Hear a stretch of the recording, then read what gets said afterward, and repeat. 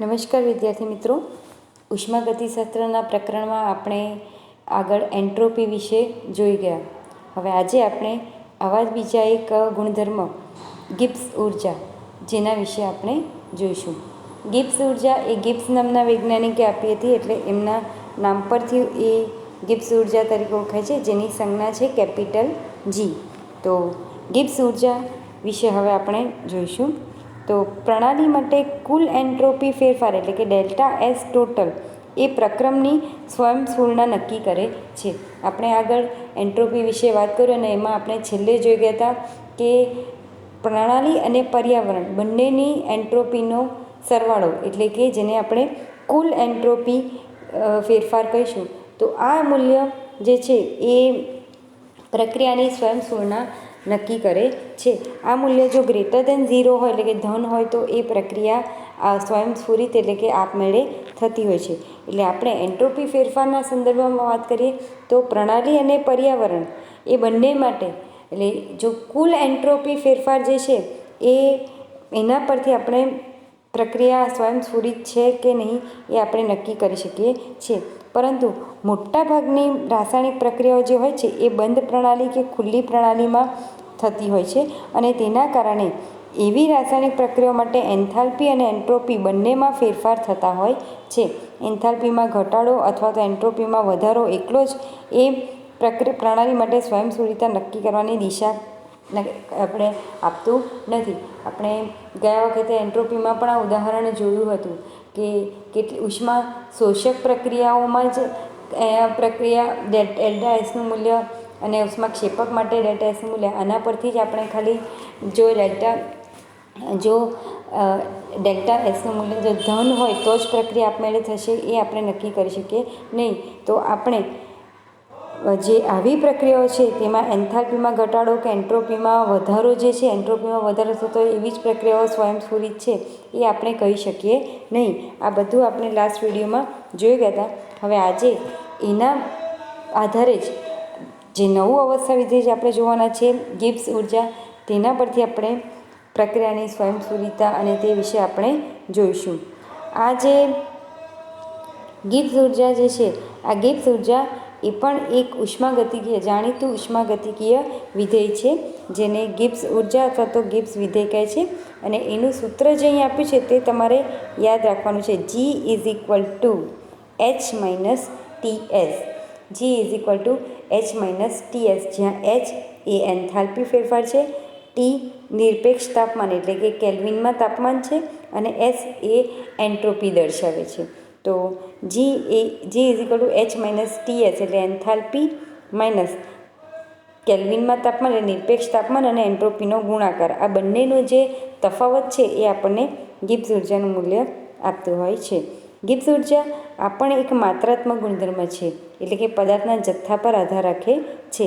અને પ્રણાલીની ગિબ્સ ઉર્જાનો ફેરફાર એટલે કે ડેલ્ટા જી સિસ્ટમ, પ્રણાલીને આપણે સિસ્ટમ કહીએ છીએ, તો ડેલ્ટા જી સિસ્ટમ એટલે કે પ્રણાલીની ગિબ્સ ઉર્જા, તો પ્રણાલીની આને ગિબ્સ ઉર્જાની ગિબ્સ મુક્ત ઉર્જા પણ કહેવાય છે. તો ડેલ્ટા જી સિસ્ટમ એટલે કે પ્રણાલીની ગિબ્સ ઉર્જા માટે સૂત્ર જો આપણે લખવું હોય તો આ રીતે થશે. Delta G system is equal to, આ સૂત્ર પરથી જ આપણે તારવીને લખીશું. તો ડેલ્ટા એચ સિસ્ટમ એટલે કે પ્રણાલીની એન્થાલ્પીમાં ફેરફાર minus T delta S system.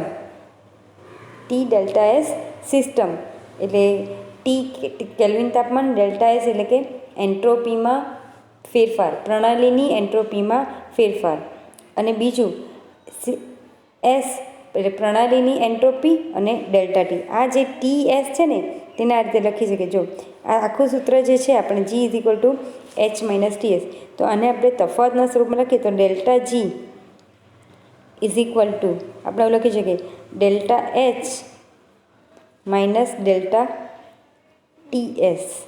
આ જે ડેલ્ટા TS છે ને એમાં એકવાર T અને ડેલ્ટા S, આનું આપણે સાદુરૂપ જે છે તે આપણે આ રીતે લખી શકીએ T delta S minus S delta T. એટલે ડેલ્ટા TS જે છે તેને આપણે આ રીતે લખ્યું છે. તો પ્રણાલીની ગિબ્સ ઉર્જા માટે આપણે સમીકરણ આ રીતે લખી શકીએ. હવે તાપમાન અચળ હોય એટલે અચળ તાપમાને જે પ્રક્રિયા થતી હોય તો તેના માટે ડેલ્ટા ટી 0 થશે. એટલે આ ટર્મ જે છે આપણી એ આખી 0 થઈ જશે. તો સૂત્ર જે છે તે આપણને આ રીતે મળશે, delta G system is equal to delta H system minus T delta S system. તાપમાનમાં ફેરફાર નથી થતો, તાપમાન અચળ રાખીને કરીએ તો આપણને ગિબ્સ ઉર્જા, પ્રણાલીની ગિબ્સ ઉર્જાનું સમીકરણ જે છે તે આ પ્રમાણે મળશે. અહીંયા જે પદાંક જે ટર્મ્સ દર્શાવી છે એ આપણે પ્રણાલી સાથે ન લખ્યા. આ જે સૂત્ર લખ્યું એ આપણે પ્રણાલી માટે લખ્યું કે ડેલ્ટા જી સિસ્ટમ એટલે પ્રણાલીની ગિબ્સ ઉર્જા. પણ ઇન જનરલ જો આપણે સમીકરણ લખવું હોય ગિબ્સ ઉર્જા માટેનું તો એ આપણે આ રીતે લખી શકીએ, delta G is equal to delta H minus T delta S. બરાબર. એટલે આ સમીકરણનો ઉપયોગ તમને દાખલાઓમાં ખાસ આવશે. એટલે ગિબ્સ મુક્ત ઉર્જા શોધવા માટેનું આ સમીકરણ છે, delta G is equal to delta H minus T delta S, જ્યાં ડેલ્ટા એચ એન્થાલ્પી ફેરફાર દર્શાવે છે, ડેલ્ટા એસ એ એન્ટ્રોપી ફેરફાર દર્શાવે છે. વિદ્યાર્થી મિત્રો, આપણે જે હમણાં સમીકરણ જોયું તે આ રીતનું હતું, delta G is equal to delta H minus T delta S. તો આ સમીકરણ આપણે લખી શકીએ કે ડેલ્ટા જી એટલે ગિબ્સ ઉર્જા ફેરફાર બરાબર ડેલ્ટા એચ એટલે એન્થાલ્પી ફેરફાર માઇનસ તાપમાન ગુણ્યા એન્ટ્રોપી ફેરફાર ટી ડેલ્ટા એસ. આ જે સમીકરણ છે આ સમીકરણને ગિબ્સ સમીકરણ કહેવામાં આવતું હોય છે. અને મેં હમણાં કહ્યું એમ આ અગત્યનું સમીકરણ છે. આની મદદથી તમારે દાખલા શોધવાના આવશે. કદાચ આ ત્રણ જે ટર્મ છે ડેલ્ટા જી, ડેલ્ટા એસ અને ડેલ્ટા એચ, તો આ ત્રણમાંથી કોઈ બે મૂલ્ય આપેલા હોય અને કોઈ બીજું એક મૂલ્ય શોધવાનું હોય તો આપણે આ સૂત્રનો ઉપયોગ કરીને આપણે શોધી શકીએ છીએ. આપણે ડેલ્ટા જી આના પરિમાણ, આના એકમની વાત જો કરીએ તો ડેલ્ટા જીનો એકમ એ ઉર્જાનો એકમ છે. બરાબર. કારણ એ ડેલ્ટા એચ અને ટી ડેલ્ટા એસ આ બંને પણ ઉર્જાના જ પર્યાય છે. એટલે એના પરથી આધાર રાખીને આપણે કહીએ તો ડેલ્ટા જીનો એકમ પણ જૂલ આવશે. બરાબર. આપણે જોઈએ તો delta G is equal delta H minus T delta S. તો આમાં ડેલ્ટા એચનો એકમ એ ઉર્જાનો છે જૂલ, ટી ડેલ્ટા એસ એટલે ટી કેલ્વિનમાં તાપમાન અને ડેલ્ટા એસનો એકમ પણ જૂલ. એટલે એના આધારે આપણને આનો જે એકમ મળશે તે મળશે આપણને જૂલ. તો મુક્ત ઉર્જાનો એકમ જૂલ મળશે. વિદ્યાર્થી મિત્રો, ગિબ્સ મુક્ત ઉર્જા શું છે એને લગતું સમીકરણ, એનું સૂત્ર જે છે એ આપણે જોઈ ગયા. હવે આપણે જોઈશું, જેમ આપણે એન્ટ્રોપીમાં પણ જોયું હતું કે એન્ટ્રોપી અને સ્વયંસ્ફુરણા વચ્ચેનો સંબંધ, સ્વયંસ્ફુરિતા સાથેનો સંબંધ, તે જ પ્રમાણે હવે આપણે ગિબ્સ મુક્ત ઉર્જાનો પણ સ્વયંસ્ફુરણા અથવા સ્વયંસ્ફુરિતા સાથેનો સંબંધ વિશે જોવાનું છે. આપણે એન્ટ્રોપીમાં જોઈ ગયા હતા કે ડેલ્ટા એસ ટોટલ ગણવાની છે કે વિશ્વની એન્ટ્રોપી પ્લસ વિશ્વની એન્ટ્રોપી ડેલ્ટા એસ વિશ્વ અથવા તો ડેલ્ટા એસ ટોટલ એટલે પ્રણાલીની એન્ટ્રોપી અને પર્યાવરણની એન્ટ્રોપી બંનેના તફાવતથી જ બંનેના સરવાળાથી જે ડેલ્ટા એસ ટોટલ મળે છે એટલે કુલ એન્ટ્રોપી ફેરફાર મળે તેની મદદથી આપણે પ્રક્રિયાની સ્વયંસ્ફુરિતા નક્કી કરી શકીએ છીએ. પરંતુ ગિબ્સ મુક્ત ઉર્જામાં થોડું અલગ છે. જો પ્રણાલી પર્યાવરણ સાથે ઉષ્મીય સંતુલનમાં હોય તો પર્યાવરણનું તાપમાન એ પ્રણાલીના તાપમાન જેટલું હશે. વળી પર્યાવરણની એન્થાલ્પીમાં વધારો એ પ્રણાલીની એન્થાલ્પીમાં થતા ઘટાડા જેટલો હશે. એટલે પ્રણાલી અને પર્યાવરણ આ બંને વચ્ચે જો સંતુલન સ્થપાયો છે તો આપણે એવું કહી શકીએ કે બંનેનું ઉષ્મીય સંતુલન હશે. ઉષ્મીય સંતુલન એટલે બંને વચ્ચે તાપમાનનું સંતુલન જ્યારે સ્થપાયેલું હશે તો ત્યારે બંનેનું તાપમાન સરખું જ હશે, પ્રણાલીનું અને પર્યાવરણનું. કારણ કે બંને વચ્ચે ઉષ્મીય સંતુલનની સ્થિતિ સ્થપાય છે તો બંને વચ્ચે તાપમાન સરખું જ હોવાનું.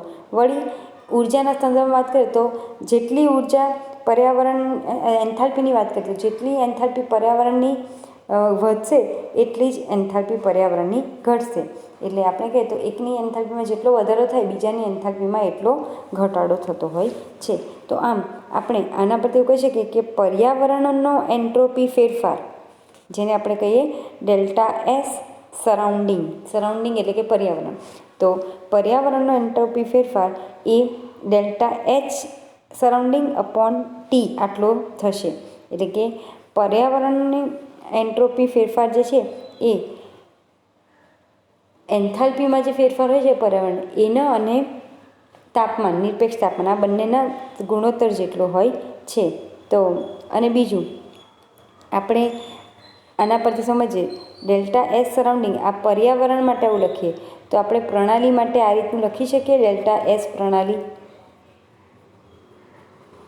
કારણ હમણાં જ વાત કરું કે જેટલી જો પ્રણાલી ઉર્જા ગુમાવશે તો પર્યાવરણ એટલી ઉર્જા મેળવશે.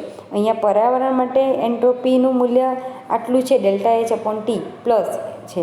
એનો અર્થ થયો કે પ્રણાલી એટલી ઉર્જા ગુમાવશે તો પ્રણાલી માટે જે એન્ટ્રોપી ફેરફારનું મૂલ્ય થશે એટલું જ, પણ ચિહ્ન કેવું એનું માઇનસ લખાશે. બરાબર, આ વસ્તુ ખ્યાલ આવે કે એકની એન્ટ્રોપીમાં જેટલો વધારો થાય બીજાની એન્ટ્રોપીમાં એટલો ઘટાડો થાય. તો પર્યાવરણની એન્ટ્રોપી આપણને મળી ડેલ્ટા એચ અપોન ટી, તો પ્રણાલીની એન્ટ્રોપી કેટલી થશે? Minus delta H upon T જેટલી મળશે. તો આના પરથી delta S total is equal two પ્રણાલી અને પર્યાવરણ બંનેની એન્ટ્રોપીનો સરવાળો થાય. તો પ્રણાલીની એન્ટ્રોપી પ્લસ પર્યાવરણની એન્ટ્રોપી એટલે કે minus delta H upon T. આ સમીકરણને આપણે તારવીને લખીએ તો આપણે એવું લખી શકીએ અને સાદું રૂપ આપીને તો T delta S is equal two T delta S system minus delta H system. આપણે ટી ડેલ્ટા એસ ટોટલ માટેનું આ સમીકરણ જોઈએ છે. સ્વયંસ્ફુરિત પ્રક્રિયા હોય તો તેના માટે આપણે જાણીએ છીએ એન્ટ્રોપી ફેરફાર માટે સ્વયંસ્ફુરિત પ્રક્રમ માટે ડેલ્ટા એસ ટોટલ કુલ એન્ટ્રોપી ફેરફારનું મૂલ્ય ગ્રેટર દેન ઝીરો એટલે કે ધન મળવું જોઈએ. તો આ વસ્તુ આપણે જો આ સમીકરણને લાગુ પાડીએ તો આપણે એવું કહી શકીએ કે આ ગુણોત્તર જે બંનેનો તફાવત છે એનું મૂલ્ય પણ ગ્રેટર દેન ઝીરો આવવું જોઈએ. આપણે સૂત્ર અહીંયા જે લખ્યું છે જોયું છે એ આ રીતનું છે delta S total is equal to delta S system minus delta S H system upon T, અને એનું સાદુરૂપ આપીને આપણને આ રીતનું સમીકરણ મળે છે. જો સ્વયંસ્ફુરિત પ્રક્રમ તેના માટે delta S total greater than zero એટલે આ મૂલ્ય ગ્રેટર દેન ઝીરો હોય દેટ મીન્સ આ જે મૂલ્ય છે એ પણ ગ્રેટર દેન ઝીરો આવવું જોઈએ, માઇનસ આટલું આ જે મૂલ્ય છે તે. બરાબર, આના પરથી આપણે સમીકરણ જે G delta G is equal to આપણે જે સમીકરણ જોઈ ગયા છે delta G is equal to delta H minus T delta S, એના મદદથી આપણે સમીકરણ જો લખીએ ઉપર તો આ જે છે minus delta H minus T delta S આટલું જે છે delta H minus T delta S આ ડેલ્ટા જીનું સૂત્ર થશે. આગળ માઇનસ ચિહ્ન છે એટલે minus delta G greater than zero થશે. તો આનો અર્થ શું થયો કે એન્ટ્રોપીમાં આપમેળે થતી પ્રક્રિયાઓ છે તેના માટે એન્ટ્રોપીમાં મુક્ત ઉર્જામાં શું થવો જોઈએ? ઘટાડો થવો જોઈએ. Delta G is equal to delta H minus T delta S less than zero. તો આપણે ડેલ્ટા જી માટે આપણે એવું કહી શકીએ કે સ્વયંસ્ફુરિત પ્રક્રમ માટે ડેલ્ટા જીનું મૂલ્ય જે છે એ કેવું થવું જોઈએ? લેસ ધેન ઝીરો થવું જોઈએ. એન્ટ્રોપી માટે આપણે જોઈ ગયા હતા ડેલ્ટા એસનું મૂલ્ય સ્વયંસ્ફુરિત પ્રક્રમ માટે ગ્રેટર દેન ઝીરો થવું જોઈએ, પણ એન્ટ્રોપી મુક્ત ઉર્જા માટે જોઈએ તો એ લેસ ધેન ઝીરો થવું જોઈએ એવું આપણે કહી શકીએ. વિદ્યાર્થી મિત્રો, આ અહીંયા જે સમજૂતીને આપ્યું છે કદાચ જો તમને બહુ સમજણ નહીં પડે તો તમે ઇન શોર્ટ એક આટલું યાદ રાખજો કે સ્વયંસ્ફુરિત પ્રક્રમ જે હોય છે, બરાબર, આપણે સ્વયંસ્ફુરિત પ્રક્રમ માટે એન્ટ્રોપીના સંદર્ભમાં વાત કરીએ, બરાબર, પણ સ્વયંસ્ફુરિત પ્રક્રમ હોય તો એન્ટ્રોપીના સંદર્ભમાં વાત કરીએ તો એની જે ડેલ્ટા એસ ટોટલ એ ગ્રેટર દેન ઝીરો હોય તો પ્રક્રિયા સ્વયંસ્ફુરિત છે એવું આપણે કહીએ. પણ એ જ વસ્તુ આપણે જો મુક્ત ઉર્જાના સંદર્ભમાં જો કેવી હોય તો મુક્ત ઉર્જાના સંદર્ભમાં જો આપણે લખવું હોય તો આપણે એવું કહી શકીએ કે સ્વયંસ્ફુરિત પ્રક્રમ જે છે એના માટે ડેલ્ટા જી એ લેસ ધેન ઝીરો થશે. Delta G less than zero કોના માટે? સ્વયંસ્ફુરિત પ્રક્રમ માટે. આમ વિદ્યાર્થી મિત્રો, સ્વયંસ્ફુરિત પ્રક્રમ માટે આપણે એવું કહી શકીએ કે મુક્ત ઉર્જાનો ફેરફાર એ લેસ ધેન ઝીરો થવો જોઈએ. આપણે પ્રણાલી માટે શું હતું કે કુલ પ્રણાલી એન્ટ્રોપી માટે શું હતું? આપણે ડેલ્ટા એસ ટોટલ લેવી પડતી હતી એટલે કુલ એન્ટ્રોપી પર એ જરૂરી હતું. જ્યારે મુક્ત ઉર્જા માટે પ્રણાલીને જ ફક્ત ધ્યાનમાં રાખવાનું હોય છે. એટલે અહીંયા કહીએ આપણે તો આ જે સૂત્ર જો એમાં ડેલ્ટા એસ સિસ્ટમ એ પ્રક્રિયાનો એન્થાલ્પી ફેરફાર છે, એટલે કે પ્રણાલીનો એન્થાલ્પી ફેરફાર છે. ટી ડેલ્ટા એસ સિસ્ટમ એ એવી ઉર્જા છે કે જે ઉપયોગી કાર્ય માટે પ્રાપ્ત થતી નથી. એટલે આપણે ઉપયોગી કાર્ય કરવા માટે આપણે જે પણ મુક્ત ઉર્જા લઈએ છીએ આપણે પ્રણાલીની મુક્ત ઉર્જા લઈએ છીએ. તો આમ આખી જે થિયરી છે, કદાચ આગળના જે અમુક સમજૂતીને તમને બહુ ન ખબર પડે, ન ખ્યાલ આવે તો એમાં તમે બહુ મગજ બગાડશો નહીં. ઇન શોર્ટ આટલું યાદ રાખજો, આ 2 મુદ્દા, આટલા 3 મુદ્દા. જો ડેલ્ટા જી ઋણ હોય તો પ્રક્રિયા સ્વયંસ્ફુરિત થશે. જો ડેલ્ટા જી ધન હોય તો પ્રક્રિયા સ્વયંસ્ફુરિત થશે નહીં. અને જો ડેલ્ટા જીનું મૂલ્ય 0 મળે તો પ્રક્રિયા સંતુલન સ્થિતિમાં હશે. એટલે ડેલ્ટા જીના મદદથી પ્રક્રિયાની સ્વયંસ્ફુરણાની વાત કરી હોય તો આપણે આટલું આ જે 3 બાબતો છે એ ખાસ તમારે ધ્યાનમાં રાખવાની છે. અહીંયા એક વાત ધ્યાન રાખવાની કે પ્રક્રિયાને ધન એન્થાલ્પી ફેરફાર હોય અને ધન એન્ટ્રોપી ફેરફાર હોય તો તે સ્વયંસ્ફુરિત થશે. બરાબર. અને જો ટી ડેલ્ટા એસનું મૂલ્ય મોટું હોય કે ડેલ્ટા એસથી વધી જાય તો એ આ 2 રીતે થઈ શકે છે. કઈ 2 રીત? તો એ આપણે જોઈએ કે જો ધન એન્ટ્રોપી ફેરફાર નાનો હોય તો ટી ખૂબ વધારે હોવો જોઈએ, તો જ આપણને ડેલ્ટા જીનું મૂલ્ય ધન મળે. અને જો પ્રણાલીનો ધન એન્ટ્રોપી ફેરફાર ઘણો વધારે તો એવા કિસ્સામાં ટી ઓછો. એટલે ટી ડેલ્ટા એસની જે વાત કરી અહીંયા, તો ટી ડેલ્ટા એસ માટે જે મૂલ્ય છે એ 2 વસ્તુ બતાવે કે જો એન્ટ્રોપી ફેરફાર નાનો હોય, ડેલ્ટા એસ નાનું હોય તો ટી ખૂબ વધારે હોવો જોઈએ. અને જો તાપમાન નાનું હોય તો ઓછું હોય તો ડેલ્ટા એસ બહુ વધારે હોવું જોઈએ. તો આપણને ડેલ્ટા જીનું મૂલ્ય એ આપણે સ્વયંસ્ફુરિત પ્રક્રિયા માટે જે જોઈએ છે એવું <0 મળશે. તો વિદ્યાર્થી મિત્રો, આજે આપણે મુક્ત ઉર્જા વિશે જોયું અને મુક્ત ઉર્જાના આધારે સ્વયંસ્ફુરિતતા કેવી રીતે હોય તે આપણે વાત કરી. તો આ તમારે આ 3 મુદ્દા ખાસ ધ્યાનમાં રાખવાના છે. આજે આપણે આટલા સુધી જોઈશું. આગળના વિડીયોમાં વાત કરીશું નેક્સ્ટ ટૉપિક પર. Thank you.